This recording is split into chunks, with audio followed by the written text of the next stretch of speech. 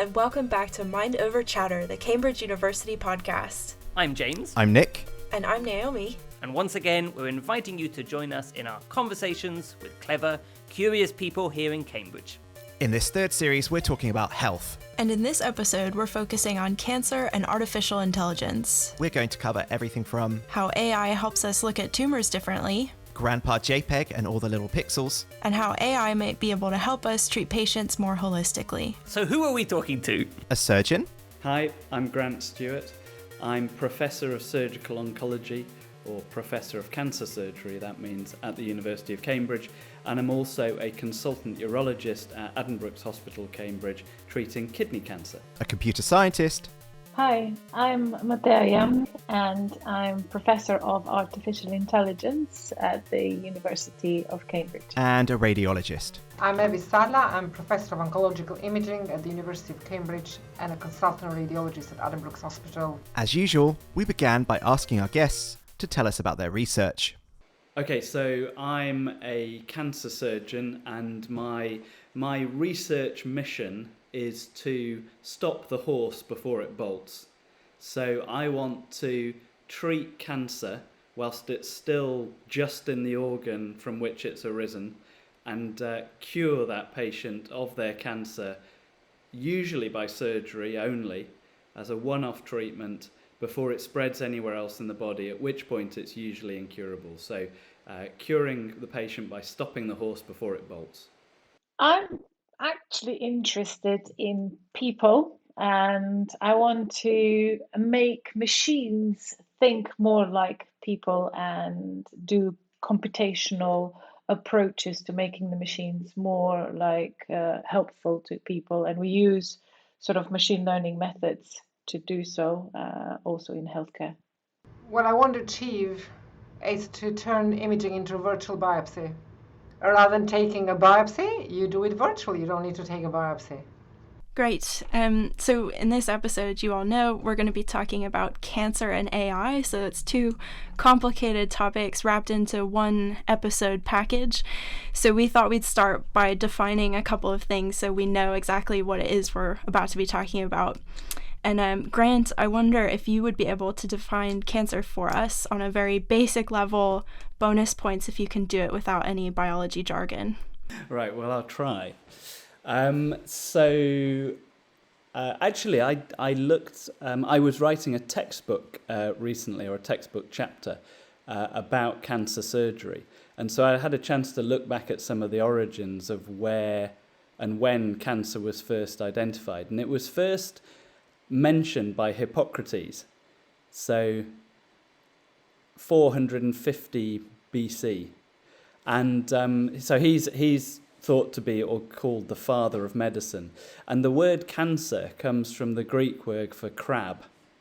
And it refers to finger-like projections of cancer cells as we now know them from a central mass.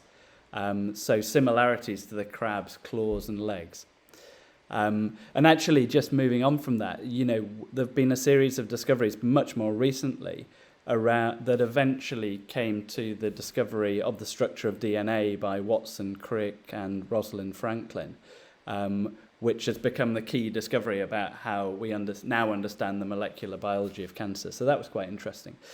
But to answer your question directly, cancer are cells that are able to grow in an uncontrolled way and have the ability to grow and spread, and it's very difficult, and it's very difficult to stop them doing that. Their growth starts off by destroying the organ in which they arise.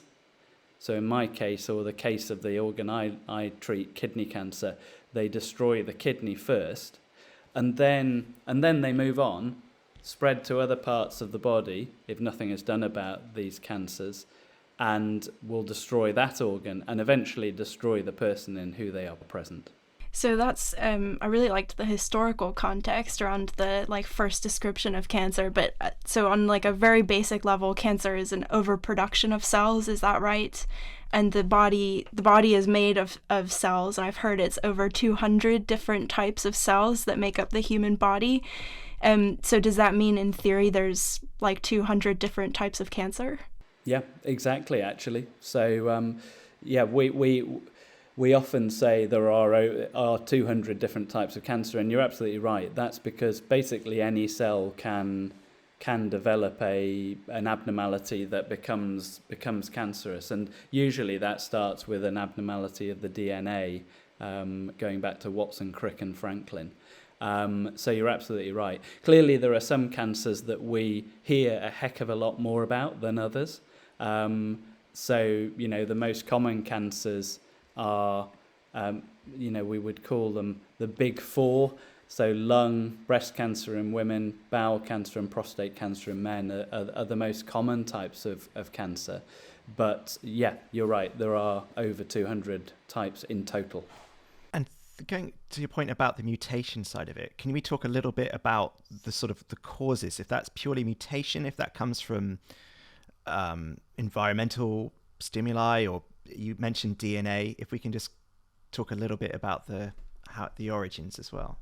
Yeah, so there are a variety of ways in which the DNA can be altered in a cell to effectively turn it bad and turn it into a cancerous cell that then divides and grows and continues to grow, and eventually cancers have to develop a range of skills to be able to spread elsewhere in the body. So there's a range of things that they need to do to survive, such as avoiding death, avoiding programmed cell death, that are how cells normally turn over, becoming immortal, developing. When they become big enough, they have to develop the ability to continue to survive, and they usually do that by producing growth factors that allow new blood vessels to develop. It's called angiogenesis in jargon terms, but new blood vessels. They need to be able to invade away from where they are into blood vessels or lymph vessels, which can allow them to travel around the body, and then be able to implant where they're going, so that they can spread to another organ. But that all tends to come from these beginning genetic changes in an otherwise normal cell. And those genetic changes are, broadly speaking, are inherited. So there are some inherited genetic changes that mean that certain cancers are passed down in families. A good example in the disease I treat, kidney cancer, is something called von Hippel-Lindau disease, which gives the person a range of different abnormalities in their body, but the most common lethal problem that might kill them is a kidney cancer. So about 65% of these people will develop kidney cancers.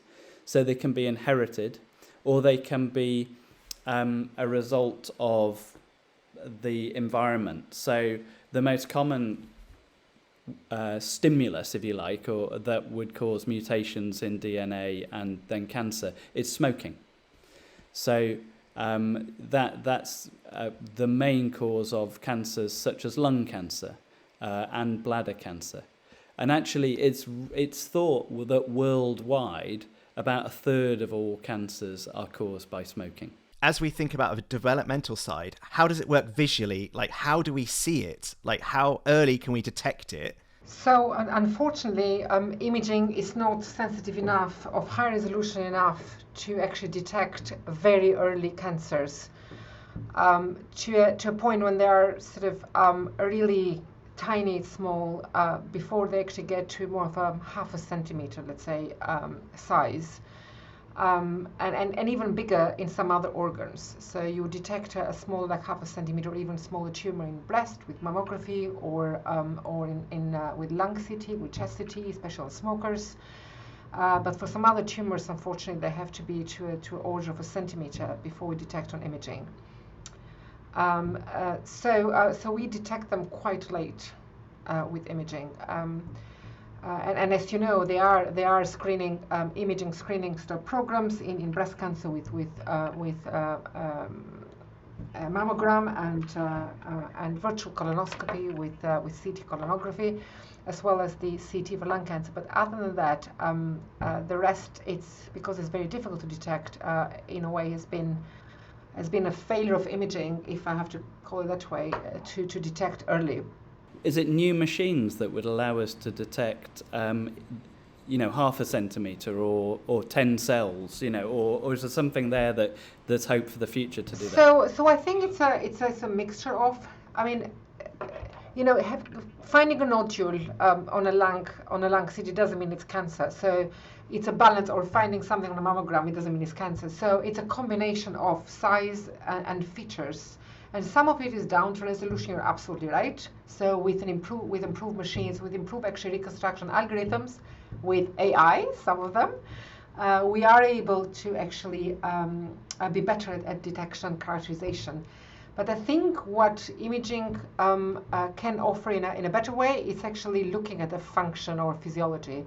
So, and also a texture of the tumor. Is the tumor the phenotypic side heterogeneous? Are the features that actually you think this is a malignant rather than benign tumor? So that is the added value that the imaging can provide to characterize them. So it's a mixture of both, and I think we're working on both angles. And the second one brings me to the virtual biopsy, right? So when are we able to actually remove the need for the biopsy? And this will come initially on the follow-ups, right? Because we know we've got a tumor, we're following up with treatment. Can we remove the post-treatment biopsy, right? But eventually, can we actually turn imaging into a virtual biopsy, in the years to come? So you can say, well, this is a tumor, it doesn't need a biopsy. So we're sort of getting into a little bit ahead of ourselves here, but let's make sure we understand what AI is so we can understand how it applies to the tumor imaging. So I'd like to bring Mateja into the conversation at this point. And so in previous episodes of this podcast, we've talked about how AI can have cultural implications, but we haven't considered it in terms of its use in medicine. So can you just give us a quick recap of what artificial intelligence is? So AI has different meanings to different people, but generally it's accepted to be a system, so a machine system, an algorithm that is able to learn, that is able to reason, that is able to perform tasks that we would, if humans did them, we would consider them intelligent. And in ways that are indistinguishable from humans as well. And in fact, that's actually so some people want to go in the area of defining general AI, which is that we can think and infer and learn in the same way as people do, and it's indistinguishable, and do tasks as well. And some people don't go quite so far and still consider systems and AI when they are working in specialized areas, and that's where we are today. In fact, we have a lot of AI around us everywhere that is helping us with lots of very mundane and some very sophisticated tasks. So, like even just talking to your phone might be a mundane task, but a lot of technology is behind that to understand what you're saying, to really sophisticated tasks like in medical imaging, where the machine is really assisting radiologists in, for example, tagging and annotating the images and identifying regions in the images.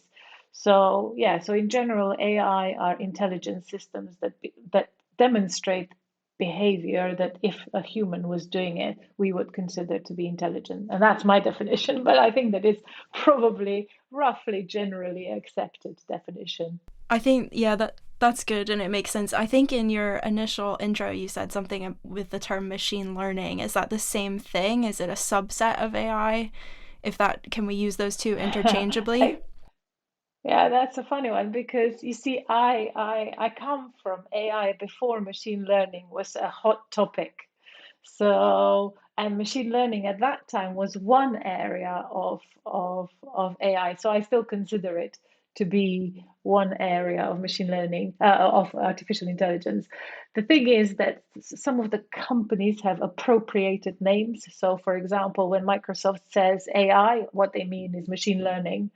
So So yeah, so I consider machine learning one area of artificial intelligence, which is a bit more general and looks also in other ways of reasoning and so on, not just statistical learning or. And by statistical learning, is that pattern recognition, or what does that mean? Yeah, so statistical learning is basically what the hottest machine learning methods at the moment are employing. So they're taking it works on the and which is also the reason why AI is so, or machine learning is such a hot topic now, is because it takes a huge amount of data and it crunches it. It looks for very sophisticated patterns. In fact, patterns that humans would never detect because they're highly nonlinear, right? So, and that's what actually the definition of deep learning is. So, yeah, so it takes that and statistically analyzes and infers patterns in that and generalizes patterns and so on. Yeah.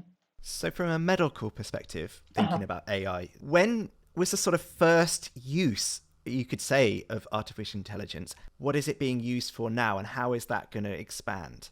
Oh my goodness. I mean, there's so many applications of machine learning and AI in general in medicine. So, for example, I mean, you could go from completely tool side, where you have robotics, which are assisting surgery, for example, yeah, surgeries, to going to a really logistical stuff where AI algorithms are helping optimize healthcare admin workflows, for example, to very specifically, like for example, what we are working on in cancer, where we are trying to pull together very different streams of information that we have about patients and have this sort of holistic analysis of the information that we have about the patient. So there's so many different areas of AI where AI is employed in healthcare, but maybe from their personal experiences in their day-to-day work,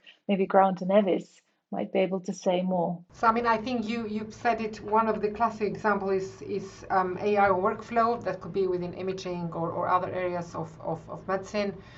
Um, image AI and image reconstruction, improving quality. When you think about in the past, if a patient had unilateral, bilateral hip replacement, the images would be terrible, right? Being that CT or MRI. Now you've got algorithm which will smooth those artifacts. So now the images are great, even if the patient had a hip replacement, for example. As just one of the examples. Using AI for lesion detection, we've got a few products out there on mammography. So using it as a second reader, maybe.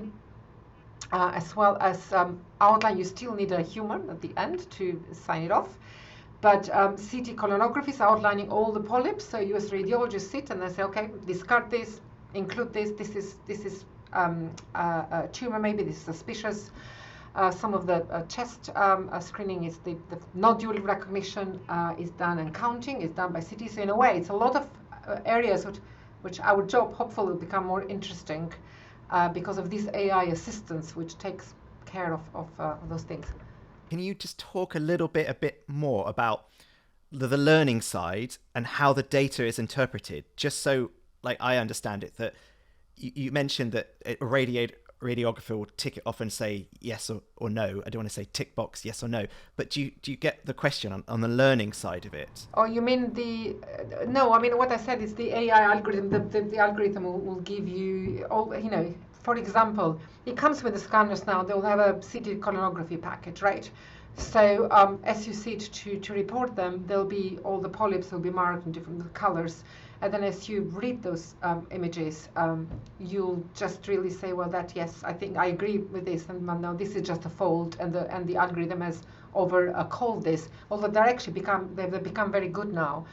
So in a way, what's done is that sort of an interesting part of the work of radiologists. But I want to get to, there will be a question, it's bound to be a question, do you feel secure in your job as a radiologist, or is it following the famous statements?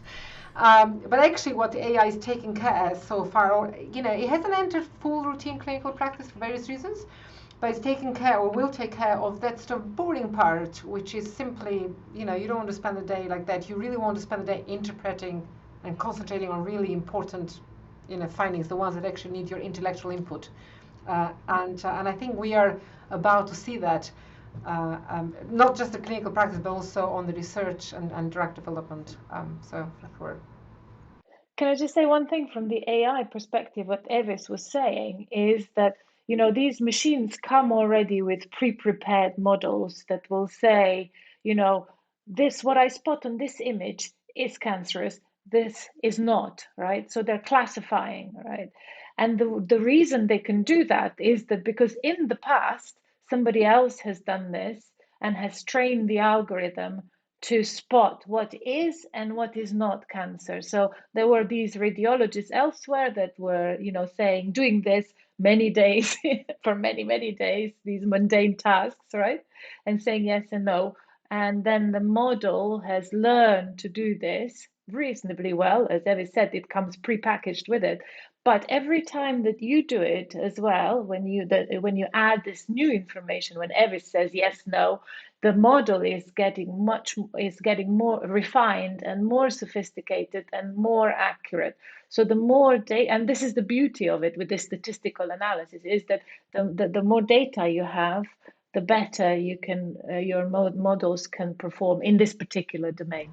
I absolutely agree, and it brings me to the point of the data sharing, which is so important. I think if we really want this to take off, we really need to be working all together, sharing data, because as Mateja will tell you, more data, better it is. The bigger the data set, the better it is. So does that mean we should, every time we load a new version of Apple OS, that we should agree to sharing the faults, because presumably that's the same concept? Sorry to interrupt, but I need to make sure I'm following everything. So there were two topics in one this episode, cancer and artificial intelligence, yes? Not sure I would have guessed they'd go together. Me neither, but we started off chatting about cancer. Grant told us that cancer was first identified by Hippocrates over 2,000 years ago. Long time. The word cancer comes from the Greek word for crab, because of the finger-like projections from a central mass, looking kind of like a crab's claws and legs. Nowadays, we know cancer doesn't have anything to do with crabs. Or lobsters, for that matter. Instead, cancer is an overproduction of cells which can happen in any type of organ, tissue, or cell. The big four are lung, breast, bowel, and prostate cancer, which are the most common types. Together, they make up more than 40% of cancers worldwide. But there's actually over 200 types of cancer that you can get. Why? Because there are over 200 types of cells in the human body. This fact is both amazing and disturbing. Just like Nick's face after too many tequilas. We also learned that cancer cells have some special attributes which make them cancerous. Grant said there's a range of skills cancer cells need to develop. Reminds me of Liam Neeson in Taken. I have a very particular set of skills. Except cancer cells' skills are all about avoiding death, encouraging new blood vessels to develop, and invading other tissues. These new behaviours can come from genetic changes which are inherited or a result of the environment. It will therefore come as no surprise that the most common cause of cancer is smoking, causing a whopping 1/3 of cancers worldwide. Here are a few more cancer facts which Grant didn't get a chance to mention in the episode, but he told us later, which really showcase how big of an impact cancer has on people. Fact number 1. 1 in 2 people will develop some form of cancer in their lifetime. Fact number 2. There were 19.3 million new cancer cases worldwide in 2020. Fact number 3.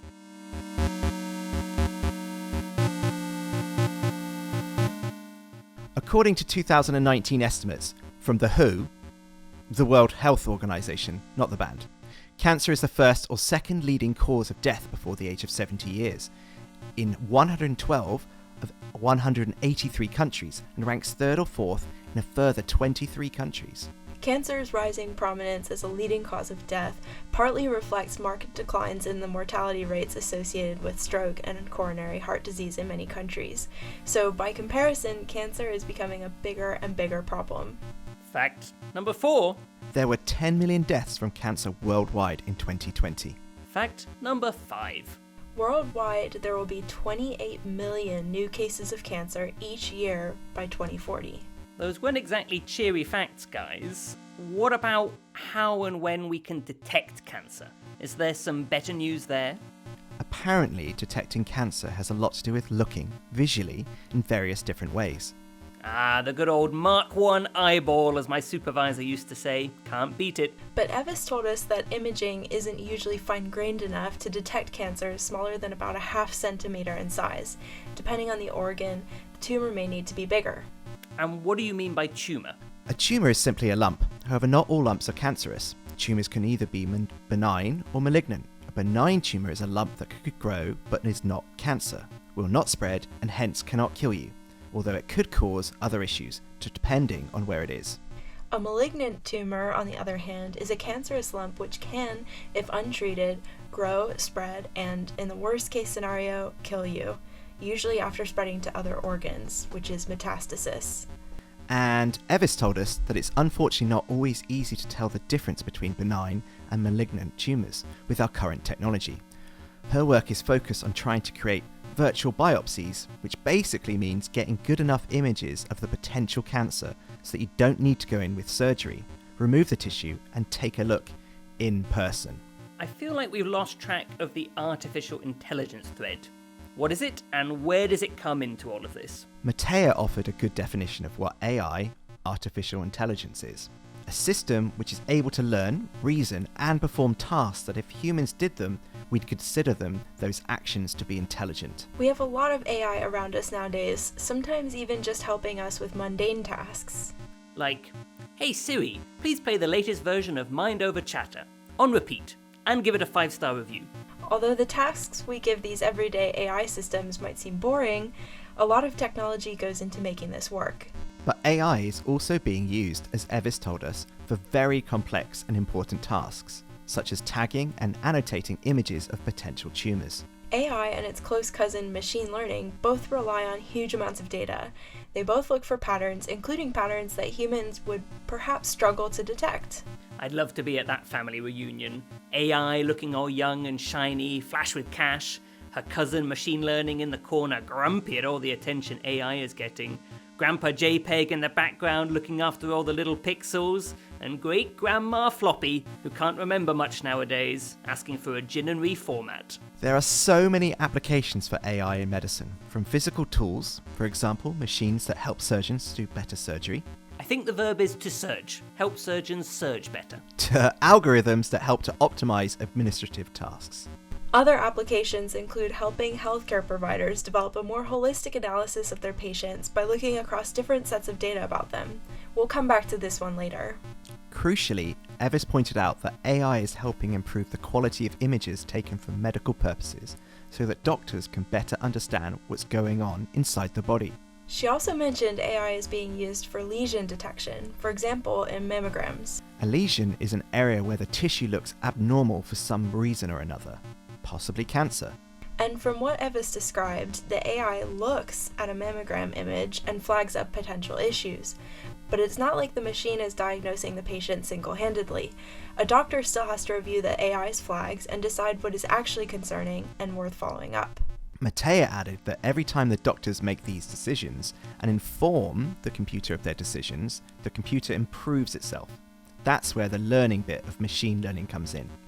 I was very interested to hear that surgical robots have been designed with AI in mind, because I use a surgical robot to do a lot of my kidney surgery, and so for folk listening, that's where the surgeon is sitting in the corner of the room controlling the device, and they're separated by a few meters from the patient, whose the instruments are held by a robot that's the arms of which you're controlling. So it's interesting to know that was designed like that. Building on Evis's point around automating imaging, so a project that we're both working on is whether we can screen people for kidney cancer. So it's a disease that doesn't have But the vast majority of people, about 90% of people who have small curable kidney cancers, have no symptoms. And so usually I find out about these people because Evis reports a scan done for another reason, back pain or prostate exam or something, and they catch a kidney cancer on the scan. And we treat them at that point. So we're doing a project which is funded by Yorkshire Cancer Research, actually, and is in a population of smokers and ex-smokers who are having CT scans done to check them for lung cancer. And we have obtained funding to obtain a tummy CT scan on those same people.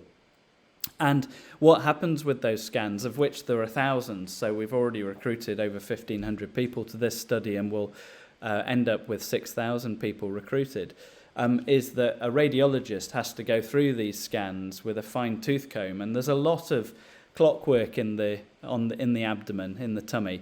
Your bowel, pancreas, kidneys, liver, spleen, lymph nodes, gynecological organs, blah blah, and so there's a lot to look at. And what Evis and I want to do, and we've got a great PhD student and a colleague who are leading on this, is automate that process so that we have a first pass done by automatically. This is like Mateja says, will be a model that we train and then learns for itself.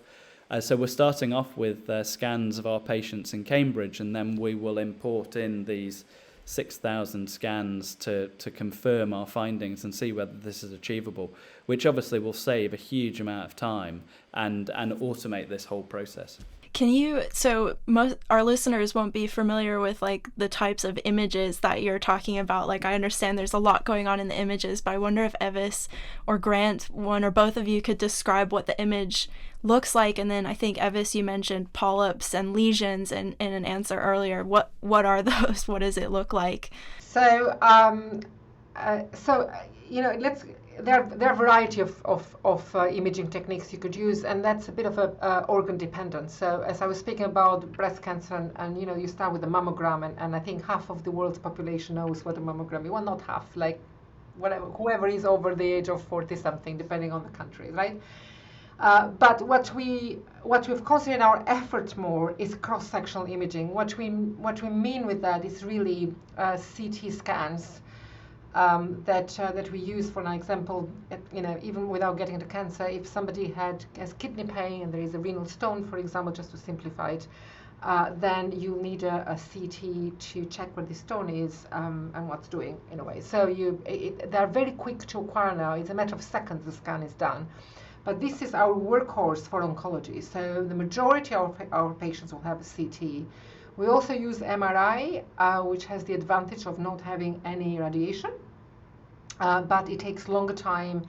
It's noisy and it's multiple sequences involved, so it needs a lot of protocol input, but also access is more limited, right? As you can imagine. So really our research at the moment, or the main AI research, is actually concentrated on CT scans.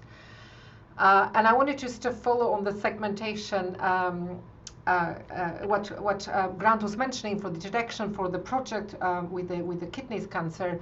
We're also doing some work on tumor segmentation using AI, just the patient who have diagnosed cancer, being that kidney or ovarian cancer. So it's metastatic, at presentation metastatic disease. And why do we need AI for that? Well, for two reasons really, or two main reasons. One of them, it's when patient present metastatic disease, and unfortunately the majority of the ovarian cancer patient do, because it's a very silent disease with no specific symptoms. It's very labor intensive to measure and outline all those lesions. Okay, so an AI tool will facilitate that in a way that it will be quick, it will be reliable. So it doesn't matter who will do that; it will do a good job. Ideally, you want to catch the cancer early when it's just in the organ of origin, right, and small.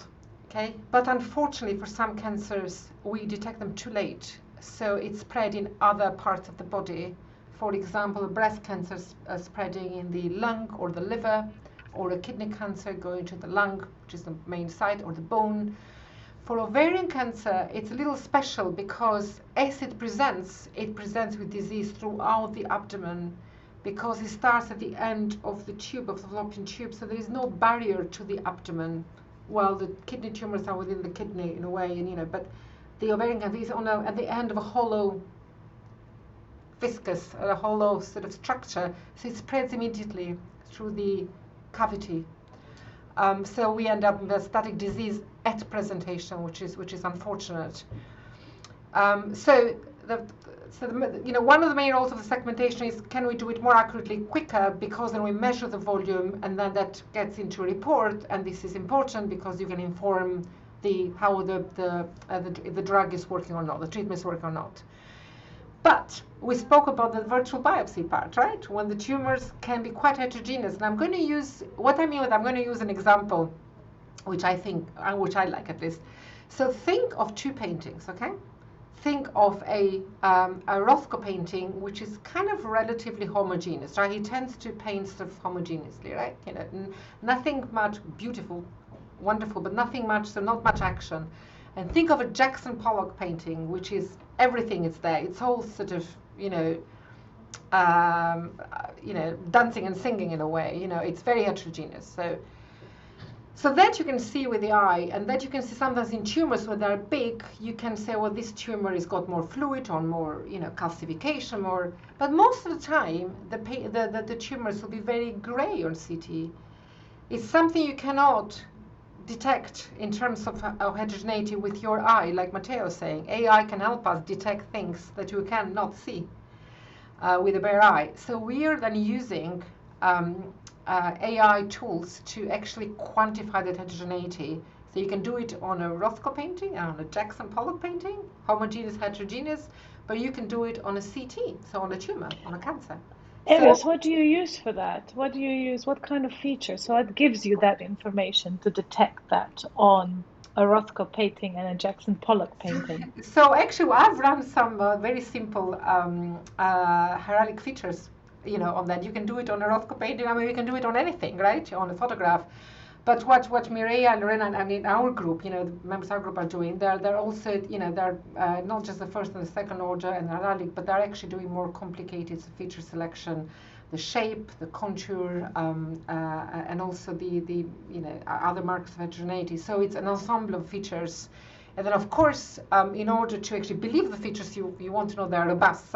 So we're actually then using AI to choose those features which are robust across scanners, across the way those scanners are acquired, and so on and so forth. So there are multiple levels. We're kind of using the mathematical, let's call it, input of various ways to actually make sure that we get robust results.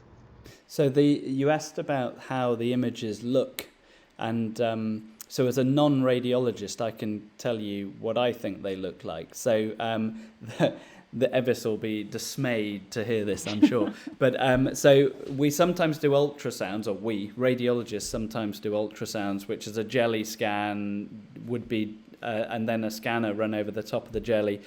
Most people will know that for checking pregnancies. And that is essentially very difficult to interpret the images to a non-radiologist. It's sort of grades of grey from very bright white with sort of the appearances of a stone to very, very dark, which would be the appearances of a liquid, I think. Yeah, Jackson Pollock, right? Like that. So there you go. So a bit, yeah. So you can tell different features, but it's the radiologist doing the examination really reports it verbally, and we don't tend to save many pictures because it's kind of a real time doing it there and then image. Then the next level of detail, I suppose I would say, is CT scanning, and to me that as an amateur radiologist, that depends as to whether or not there's any contrast, which is a dye that's injected into the vein at the time of the scan, whether there's contrast or not. And with the contrast, you get different parts of the body lighting up to different degrees. But essentially, for people listening to this, a CT scan, if we showed a CT scan to a non-medical person, you'd probably be, depending on the way we cut the slices, you'd be able to tell that looks like a kidney or the brain or the lungs or the heart based on how we present it to you. It looks like you would imagine seeing a slice through the body, essentially. And then MRI scan is kind of the scan, the patient goes through a circular donut, just like a CT, but it's more like a tunnel than a donut. And they lie in that tunnel for sometimes over an hour, depending on how detailed we want to get. And those images, some of them I can understand, and they look a bit like a CT scan, and you can make out the kidneys and the liver and such like. But then there are others that are just a blur to me and need Evis to look at them. And then I suppose, Evis, you probably, for some of those, pick out features that then go into what you would call radiomics. Yeah, no, absolutely. Maybe we can get into the radiomics thing in a sec. I just want to sort of consolidate what you've been saying and check that I understand. So basically, the AI isn't really helping with taking the image. We already have the technology to do that. It's helping with analyzing, the dots on the screen or the gray and different types of gray to point out where these lesions are that might be cancer. Is that right? So there is AI algorithms embedded into the acquisition, though. So actually the AI, it's not taking the image, but is sort of embedded there to improve the image acquisition and the speed. So yeah. So there are many areas where AI is helping. Exactly. It is helping also in taking the image, Correct. refining the image, making it sharper because the machine can't. And it also learned that through a lot of data and modeling. And then there's the other bit of AI or another, not the other, because there's so many, which is helping Evis to classify these images as cancerous or not cancerous, for example, in this particular case. I mean, the other thing I wanted to say is actually that when Grant said sometimes some of those images that we acquire on MRI, they look the same to me. It's just what you extract from them by modeling the uptake of conscious, for example, modeling the diffusion, is that quantitative information that fits on the AI algorithm. So they can look blurry, but it doesn't matter. They have the information we need to extract. So is a metaphorical comparison like a filter on Instagram or something which highlights my under eyes so the bags under my eyes aren't as visible or hides them or doesn't hide them, makes them more visible? Is that kind of a comparison in terms of how it's sort of helping the image quality? Yeah, you might also think imagine your camera or the camera on your phone, right? You take a picture, and if you do the magic button that improves the picture, it's a bit like that. So, Gotcha. It makes everything clearer, it takes away shadows and that kind of thing. So that's what AI algorithm does. But you just have to remember that by doing that, sometimes you lose some information Absolutely. that you might need. So we sometimes want the original images as well, because what we extract from them. You don't trust the AI algorithms. No, I do know you. Well, I do. Of course I do. That's why I like. No, you're right. You're right to do so. Hi, me again. Sorry, but I've lost track of all the different types of scanning and pictures and things. Well, first Grant talked about a research project that he and Evis are currently working on, where they are trying to improve kidney cancer screening and treatment.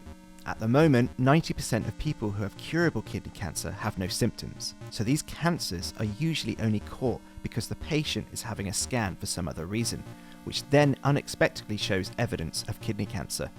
Over 6,000 people will have their tummy scanned as part of this project, and a radiologist will have to go through every scan with a fine-tooth comb. Which I always thought was a fine tooth comb, as in, ooh, well, isn't that a fine comb you have there? And wait, are those canines I see? How divine. Grant mentioned just how much you've got going on in a tummy, stomach, liver, bladder, 4.5 metres of intestines. Not to mention last night's curry. Sounds like a mess. You have no idea. So Evis and Grant are trying to automate the process of combing through the images to look for potential cancer. Think of a superhero scanning the police radio channels for signs of trouble. Except, unlike a certain superhero we know, Evis and Grant don't then dress up like an arboreal, nocturnal mammal and go all vigilante. And if this automation works, it will save doctors a lot of time looking at tummy scans. Evis and Grant also talked us through some of the different imaging techniques. The type of image you take depends on what tissue or organ you want to look at. We talked about ultrasounds, CT scans, and MRI scans. Let's take a quick Scan look number at them one, in turn. ultrasounds, aka a sonogram, aka a jelly scan, although honestly, who calls it that? This is the one that people usually get when they're pregnant. It uses high-frequency sound waves to create an image in real time. Scan number two, the CT scan, aka a CAT scan, although nothing to do with cats. This is perhaps one of the most common and quickest scans. CT stands for computed tomography. The scan uses a combination of X-rays and computer wizardry to take a series of images of one part of the body from lots of different angles, which will show a slice of your insides. The machine, it's important to point out, is donut-shaped. But it doesn't taste as good, trust me. Scan number three, the MRI scan, aka... Turns out no one has come up with a good nickname for this. I'm pushing for blancmange scan. This scan takes a lot longer, but as there are no X-rays, there's no radiation. MRI stands for magnetic resonance imaging. MRI machines use magnetic fields and radio waves to take pictures of your insides, and this machine does not look like a donut, instead it looks more like a tube or tunnel. Like a cannolo, perhaps. A giant magnetic cannolo. Perhaps. Evis also talked about how AI can be used to look at images of organs where there may be a lot of abnormal looking areas to inspect. It can then be used to help identify the specific areas that may be cancerous. These types of images, together with AI, can also be used to determine how well the cancer is responding to treatment. Evis also said that AI can help us detect things that the human eye simply can't see. What may appear to be a gray splotch on a scan might actually have a lot more going on, data which a computer can see, but we can't. The Mark I eyeball is not infallible. Evis described the types of tumours in terms of abstract paintings. Mark Rothko versus Jackson Pollock. Rothko was the guy who painted a lot of sort of big, fuzzy, friendly colour blocks, what Evis called homogeneous. Wow, poor Mark Rothko. Imagine being told your art is homogeneous. And Pollock was the guy who basically splattered paint all over the canvas in beautiful ways, but very splattery. The splatter paintings are what Evis called heterogeneous. All mixed up and lots of stuff going on. Something tells me we're not going to be invited to be art critics anytime soon. AI can quantify this distinction between homogeneous and heterogeneous images, between how Rothko-like or how Pollock-like a tumor is.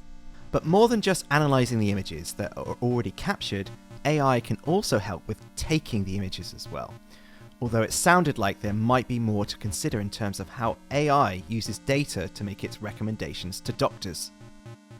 So on that idea of trust there, can we just talk about how we sort of think about the quality of data that we're getting? Mateja, can you sort of expand on that? Like, we hear this phrase in computer, like AI, garbage in, garbage out.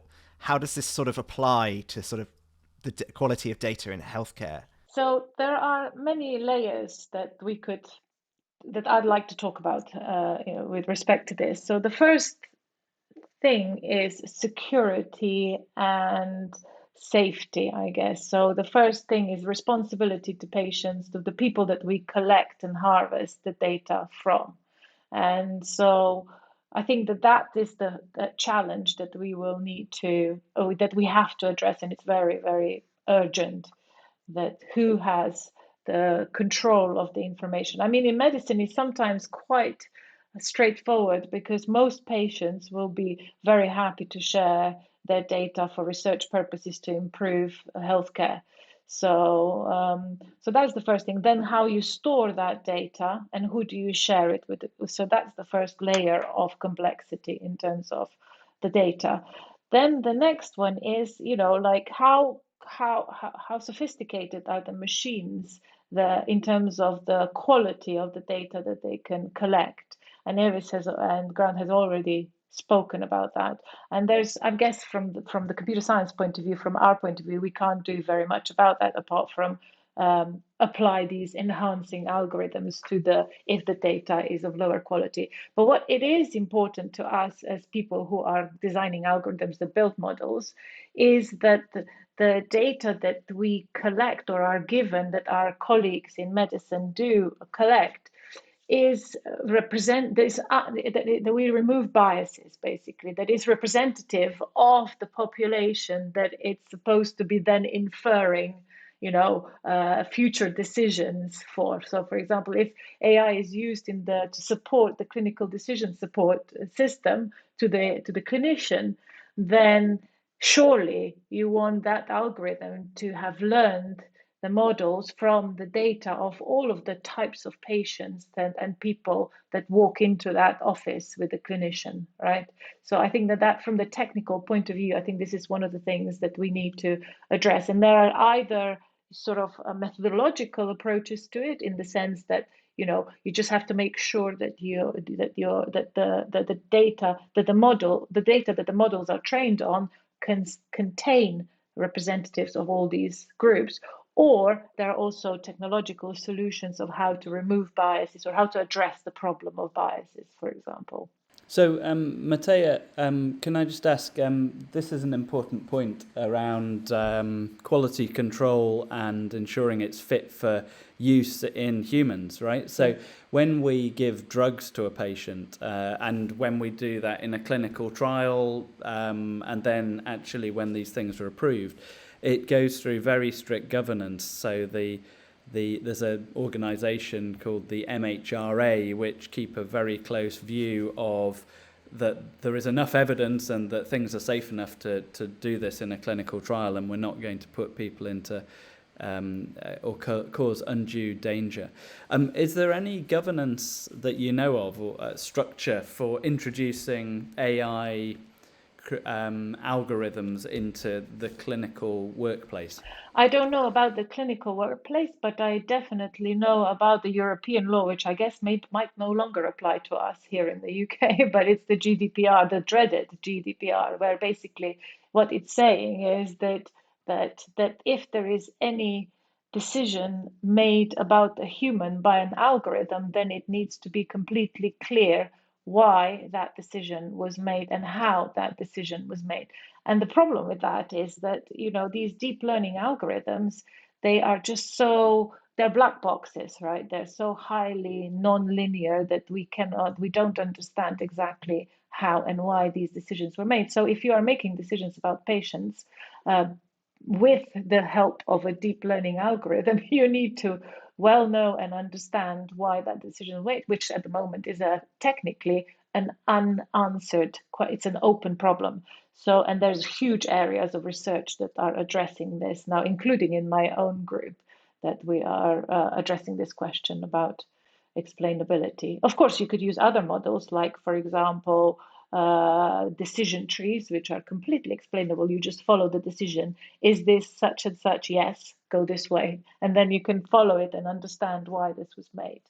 But I guess this kind of brings me to the one area of application of AI that we haven't in healthcare that we haven't touched upon, and which is actually common to all three of us here, which is why we actually know each other. And it's and the idea is that that we have all of this different data per patient, right? So the normal, I'm not a medic, so please grant that is correctly, but the normal workflow, if I understand correctly, is the patient comes to the office to see the clinician, and the clinician takes and collects some clinical data. And the next thing is they might do some imaging data. And the next, take some x-rays or CT scans and so on. And the next thing they might do is something looks suspicious, so they might do a biopsy and then take some more information from that with like digital pathology or something like that, and get some molecular data and so on.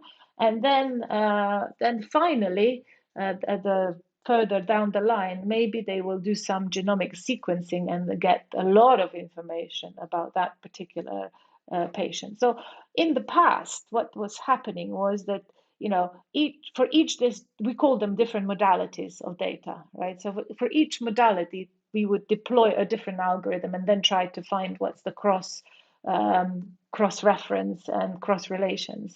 But what we are doing collectively is we're trying to integrate all of that for a particular patient, and analyze it holistically at the same time. And so we are, all three of us are in the same consortium about the integrative cancer medicine with precisely this purpose, where we are trying to come up I'm talking from my point of view, from the computer scientist point of view, from a person working in AI, come up with techniques that are able to do that, and come up with methods, algorithms that are able to do that, and then deploy them further down the line in supporting clinicians in their in using clinical decision support systems when they're making decisions about diagnosis, treatment, or So no, whatever. I mean, one thing to add there, actually AI is being regulated same as being a medical device in a way. So if you really want to, it depends how depends on the intended use, that as Mateja absolutely specified. So if you're just using a segmentation tool, then it's a different sort of class. It'll be just a class 1. Because you're not actually making decision on the, AI is not used to make decision. But if you're using it for decision support, are you saying this is definitely a tumor? Or like in the context of integrating the data, then you can predict outcome, then you'll need a class 2A or 2B, depending on what stage you are. So it is regulated, and I think the area of the time of chaos kind of is ended now. It's a bit more sort of, regulated. But what I wanted to say, following up on Mateja's, I'm sorry, Mateja, we have Mireia and Mateja, both great. So on that is that it's very interesting actually when you think about it. We as humans come integrated, right? Everything works in an integrated way. All the processes, in your body as physiological, but also in your brain, right? And when disease happens, we, the doctors, disintegrate people. So then we go, well, this part is imaging, and then maybe we do a biopsy there, and then without thinking in that combined way. So I think the time has come to start giving that integrated care, when all these decision support are based on an informed decision by integrating multiple streams of data, and not just for decisions at a tumor board meeting, when you decide about next treatment, but also, I mean, and Grant, you'd be best placed than me here, but also I feel that if I were to be a patient, and maybe because I know more as in the other side, if I were to be a patient, if I sit in your office, I kind of want to really have in one screen my disease, really. I just want to understand it, not just showing me a bit of image and then this is a bit of a sample of but really one sort of dashboard of, Evis, this is where we are, and that this is what I think, but what do you think? So, and you kind of involve the patient in that decision support, in that sort of decision you make in a much more informative way. You're informed, and I don't know what you think about it, because you are the one who actually sitting there with the patient. Yeah, well, that's right. So I think our brains are very good at assimilating data, aren't they? So we do this all the time. We sort of, you decide based on multiple stimuli that it's safe to cross the road, and mostly you get it right, but occasionally you get it wrong. And so as Mateja says, we now have multiple streams of data coming to us about patients. And a lot of the time, we can assimilate that data in our brains and make the right recommendations to the patient. But sometimes we don't do that well enough, or we certainly can't do what Evis suggests, which is actually clearly explain to the patient or display to the patient why we're making those recommendations. For me, an example would be why I would recommend a certain type of surgery to one patient but not to another, and I'm factoring in the tumor characteristics on the scans. I'm factoring in how they walked into the room. Did they come in sort of on a Zimmer frame, or did they hop, skip and jump into my consult room? I'm factoring in the medical problems that I know about from their records and the medications they're taking. And I can't always sort of give them a percentage or an exact reason for things. So it would be extremely helpful to be able to do that in a much more structured way. And we currently, I suppose we can do it, as Mateja says, for one stream of data at a time. But where we've fallen over and not yet been successful is bringing in the sorts of data that we are getting routinely, but also the sorts of data that we're getting in a lot of the clinical trials that we're running. So, for example, we're running a trial called WIRE, which means Window of Opportunity, WI, in renal cancer, RE. We give all clinical trials memorable names. In WIRE, we're offering patients some drug treatment before we do their surgery for kidney cancer. So it's a window of opportunity, because they'd otherwise be sitting at home thinking, heck, I'm not having my surgery yet, it's another few weeks down the line. This cancer could be growing and spreading, and we want to offer them drug treatment to try and prevent that from happening. And the exciting thing for us about WIRE is not only being able to offer patients these new drug combinations, which we hope will benefit them and reduce the size of the tumour and such like, but it's also getting a lot of new information about the cancer and about how the drug is working on that patient's body and the tumour. So, we're getting imaging data that Evis gives us. We're getting imaging data that she wouldn't normally have access to on the National Health Service that is through the university. We are getting, we're using Evis's special habitats, the different areas of her paintings that she mentioned earlier, of the tumour, different areas to tell us different things about the tumour. We are getting blood and urine samples as the patient's on these drugs. And then when we do the surgery, we are once again sampling the different bits of the tumour that represent the different bits of Evis's paintings. And then in follow-up, we get more blood and more urine. And we do genomic profiling. We look at the proteins that are present. We look at changes that are happening to the DNA and to the RNA and all manner of complex analyses. Now, it's possible to bring each of these layers together, but it's completely impossible for our brains, which can just about work out how to cross the road, how to bring all of these elements together. And that's where we need AI and Mateja and her team's expertise to bring it all together, so that we can then say to our patients, we've got all these streams of data, here they all are. We think the relevant things about you and your tumour are these elements here, and that means that we should treat you in this particular way with surgery or with radiotherapy or with this drug. And we've got a clear rationale for this. It's based on this computer program we developed, and it's always learning, and this is where we've got to. I just want to say that this all might look, these are really, really hard questions that we are addressing, right? So it's not easy to do this holistic analysis, right? But I want to say that the goal of our work is not to replace the clinician, is to help clinicians make better decisions and help patients be better treated, faster diagnosed, and so on. And I think that's where the direction of travel is in this kind of supportive, personalized medicine. And that's our ambition, really. So, although we're talking about patients, we forgot to say and mention that patients' involvement in this type of research with AI is critical, and we're doing it actively. All three of us with various projects, but I just want to give you one very quick example on that segmentation, AI versus humans, i.e. me, versus an AI. We've just started a study involving patients, and really in a scientific way, in collaboration with the Department of Public Health, really recording how do they feel about the use of the AI, because ultimately AI is going to be used only if patients want it. So I think this is accepted, then this is really important.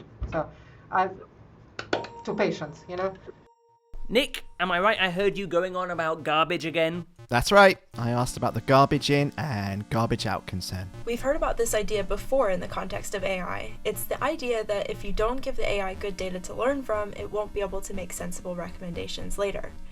Mateja told us when it comes to AI in a healthcare setting, data control and storage is a really important consideration. You also need to know, is the data representative of the population?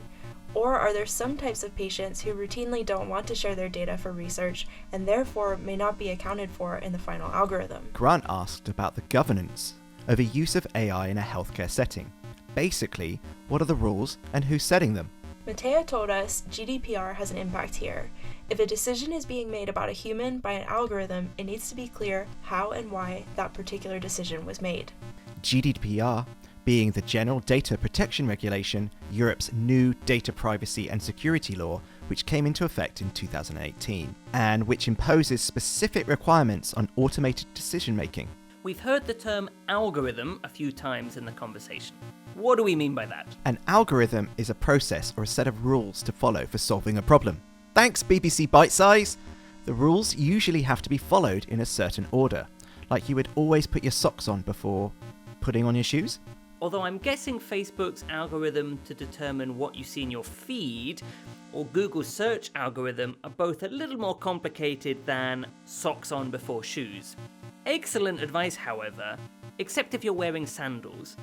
Unless socks and sandals is your look, but even then make sure it's socks before sandals. Socks after sandals is just wrong. Transparency, or rather the lack of it, can be an issue though, especially when you get to these really complex algorithms that are much more difficult to follow how they work. Something like Grant's example of deciding whether or not it's safe to cross the road.